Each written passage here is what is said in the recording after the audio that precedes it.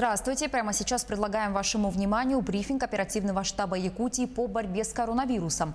Заместитель руководителя регионального оперштаба Ольга Балабкина расскажет о текущей эпидемиологической ситуации. Ольга Валерьевна, здравствуйте. О текущей эпидемиологической ситуации в нашей республике. Добрый день, уважаемые жители Республики Саха-Якутия. Текущая санитарно-эпидемиологическая ситуация в республике остается напряженной. За последние сутки выявлено 94 новых случая новой коронавирусной инфекции. Необходимо обратить внимание на то, что последние сутки в целом по России характеризуются достаточно высоким количеством выявленных новых случаев. В городе Якутске 55 случаев, в Мегино-Кангаласском районе 8, в Алданском и Мирнинских районах по 5 случаев, в Верхневилюйском, Нербинском, Чурапчинском по 4 случая, в Верхоянском, Хангаласском по 3 случая, в Аймиконском районе 2 случая, в Алекнинском районе 1 случай. Органами управления Роспотребнадзора и учреждениями здравоохранения выявлены ближайшие контакты, которые изолированы и которым предложено на настоящий момент амбулаторное лечение, либо же непосредственно у выявленных контактов взяты соответствующие анализы. Необходимо обратить внимание, что основные контакты по сегодняшней ситуации в Республике Саха-Якутия – это контакты семейные. При этом семейные контакты, которые вызваны тем, что один из членов семьи либо работает и, соответственно, имея контакт на работе, в корпоративе приносит в дом, и, соответственно, возникает полный семейный очаг. Еще раз обращаю внимание, в случае, если непосредственно у одного из членов семьи есть коронавирусная инфекция, соответственно, есть соответствующий анализ, то изолироваться должна в полном объеме вся семья и начать, соответственно, по рекомендации участкового врача поликлиники, употреблять противовирусные препараты. За последние сутки, за непосредственно двое суток, за субботу и воскресенье, компьютерными томографами на территории республики сделано около 600 компьютерных исследований. При этом необходимо обратить внимание, что 349 исследований сделано в городе Якутске. Для того, чтобы не допускать непосредственно не допускать очереди на компьютерную томографию, принят ряд организационных мер.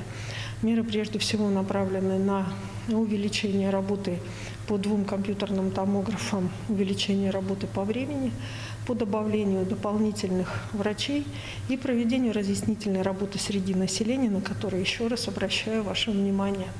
Компьютерная томография является медицинской процедурой, и она возможна лишь только при назначении врача.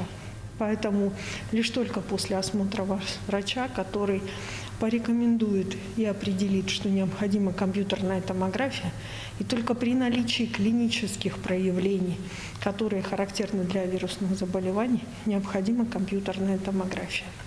В целом у нас наши лаборатории продолжают работать. За субботу-воскресенье мы преодолели порог 500 тысяч исследований тестов в целом по территории республики. Действительно, это одно из самых высоких тестирований на территории Российской Федерации, что позволяет нам выявлять большее количество случаев заражений и, соответственно, оказывать медицинскую помощь для того, чтобы снимать эту проблему и снимать в том числе напряжение, которое существует у нас в республике, в том числе и по новой коронавирусной инфекции. Необходимо обратить сегодня внимание, что глава республики на оперативном штабе республиканском дал четкое поручение даже координировать работу оперативных штабов в районах и, соответственно, главам муниципальных образований проводить всю необходимые все необходимые меры и мероприятия, направленные на то, чтобы граждане соблюдали социальную дистанцию, носили маски, чтобы учреждения, все, которые работают на территории муниципальных образований, также работали в пределах санитарно-эпидемиологических норм. И последнее. Безусловно, тогда, когда мы жили весной, у нас было поднятие, тогда мы учились лишь только и бороться с коронавирусной инфекцией, и создавать условия для того, чтобы ее непосредственно начинать вылечивать. Поэтому вводились определенного рода ограничения, связанные с закрытием. Жить постоянно в состоянии локдауна и закрытия невозможно. Поэтому я много раз это говорила и буду повторять. нужно научиться жить в новых условиях. А сегодня это соблюдение санитарно-эпидемиологических требований. Спасибо большое. Это был брифинг оперативного штаба Якутии по борьбе с коронавирусом. Далее выпуск новостей.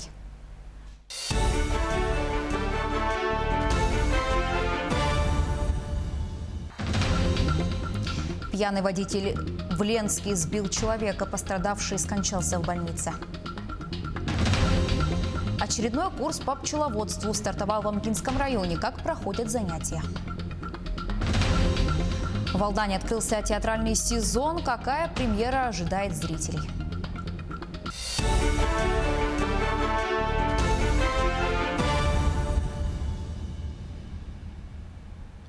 Человек погиб в результате ДТП в Ленске. Предварительно установлено, что в воскресенье вечером водитель 1970 года рождения, управляя автомобилем Нива «Шевроле», следуя по улице Победы, не уступил дорогу пешеходу-мужчине 1963 года рождения, переходившему проезжую часть по пешеходному переходу, и наехал на него.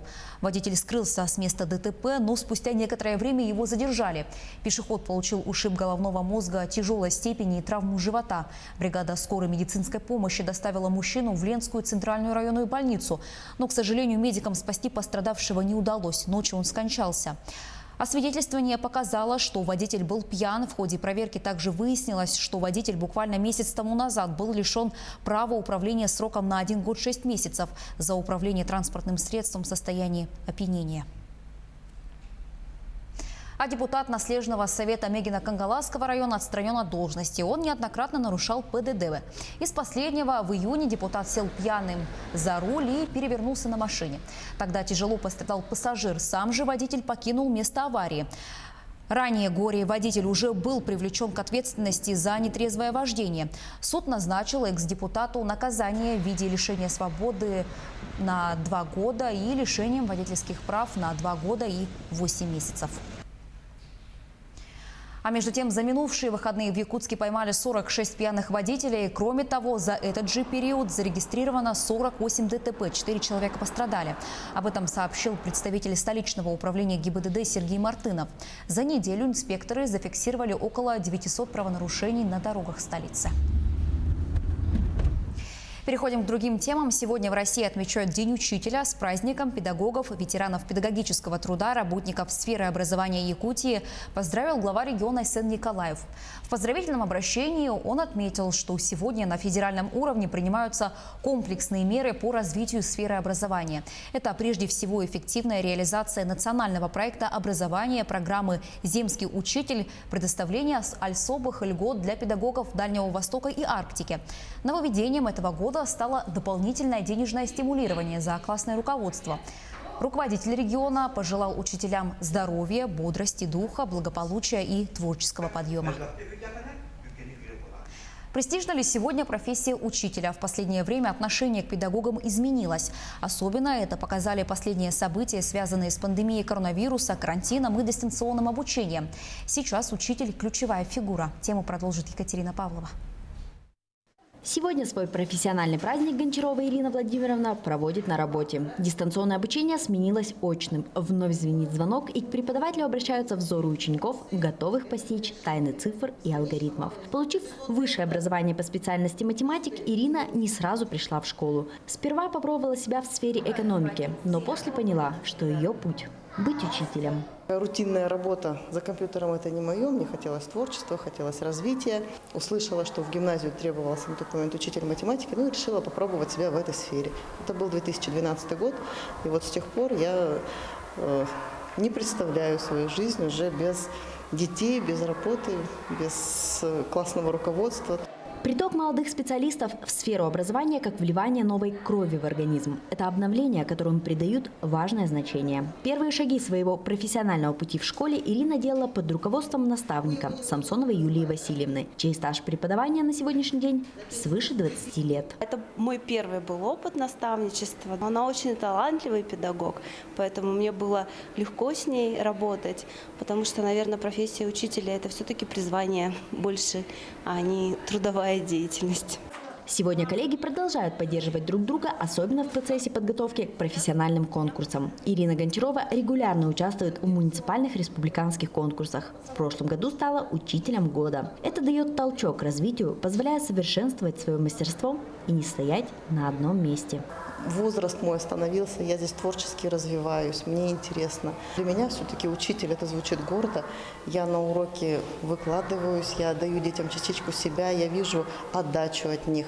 Тому, кто не постиг тайны работы учителя, она кажется будничной. Тетради, журналы, уроки. А по своей сути она радостная и очень ответственная, потому что учителям доверяют самое дорогое – ребенка. Екатерина Павлова, Вадим Барашков, Нерюнгри.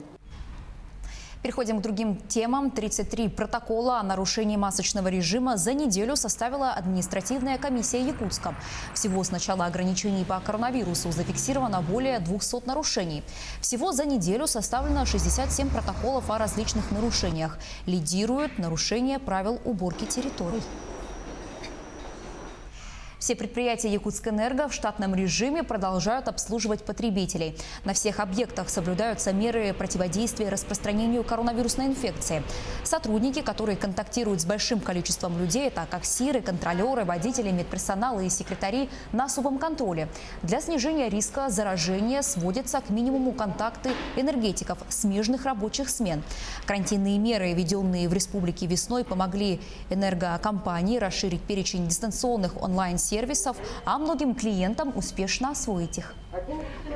Мы обеспечили всех сотрудников обезвреживающими антисептическими средствами, средствами защиты.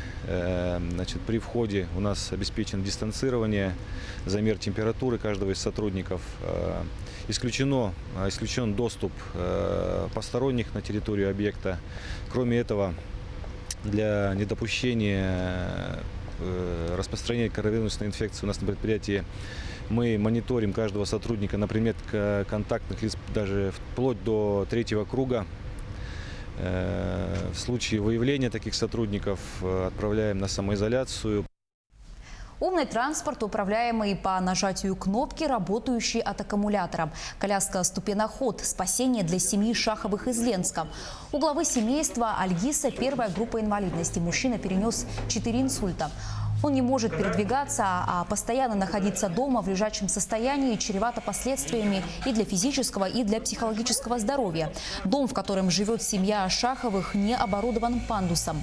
Решить проблему все-таки удалось. Глава города нашел спонсоров, которые купили специальные коляски. Мы давно мечтали о такой коляске, чтобы можно было его вывозить на улицу, чтобы мы гуляли, дышали свежим воздухом.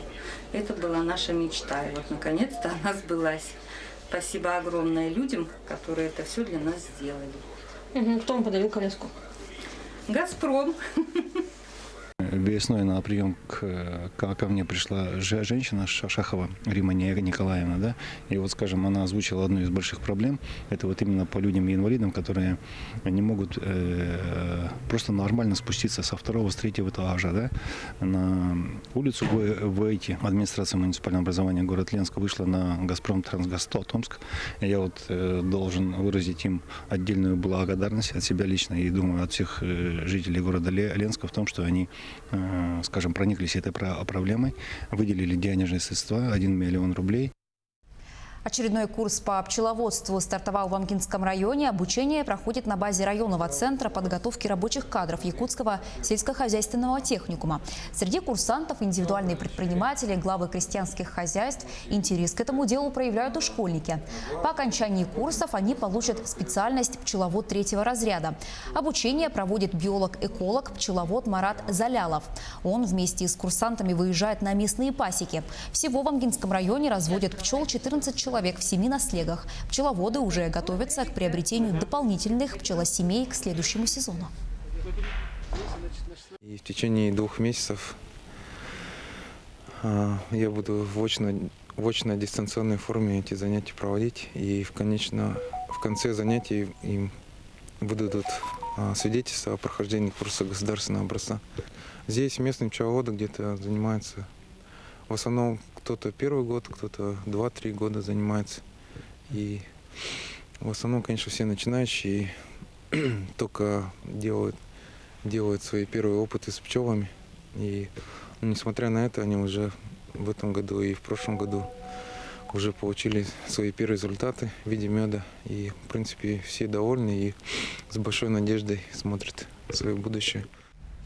В Алдане начался театральный сезон. После длительного перерыва Алданский театр юного зрителя начал с премьеры «Водевиля». За кулисы заглянул Руслан Павлов. Каждый будний день директора Алданского театра юного зрителя Виктории Гофман как бенефис. Необходимо лично проверить меры безопасности, наличие санитайзеров и масок, ведь театральный сезон открыт, а зритель на вес золота после длительной передышки. Да, в этом году мы открыли сезон гораздо раньше, практически на месяц раньше. Как только нам разрешили работать, это было связано, естественно, с тем, что с марта месяца мы не имели возможности выходить на зрителя.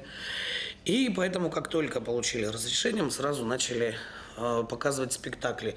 На сцене генеральный прогон водевиля «Дочь актера», которым ТЮЗ открыл театральный сезон. Премьера уже состоялась, но жажда по зрителю у актеров лишь усилилась. По зрителю мы скучали больше всего на свете.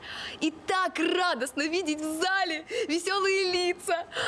И пусть даже в масках их глаза все равно дают знать, что им все нравится, что они тоже по нам скучали.